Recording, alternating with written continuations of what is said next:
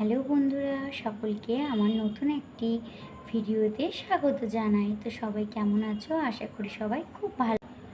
তো অফিস থেকে ফিরেই তাড়াতাড়ি লেগে পড়েছিলাম রান্নাতে। তো মঙ্গলবার আজকে নিরামিষ খাওয়াই হয়, কিন্তু সেই নিরামিষটা আজকে আর নিরামিষ নেই।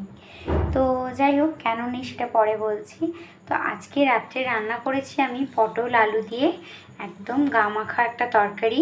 এটা পেঁয়াজ রসুন দিয়েই বানিয়েছি। রয়েছে এখানে, বাবা এই হাঁড়ি খুলছেই না, গরম গরম ভাত।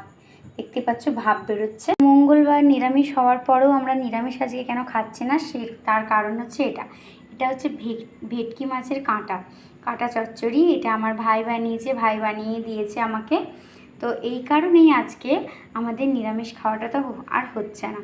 তো এটা দিয়েই ভাত খাবো আজকে। আর ওই সাথে বানিয়েছি আলু পটলের রসা। আর সবার লাস্টে আমরা খাবো এই যে এখানে গরম গরম রসগোল্লা রয়েছে, ভালো করে দেখা যাচ্ছে না। তো এটাই খাবো, গরম গরম খেয়ে ঘুমিয়ে পড়বো।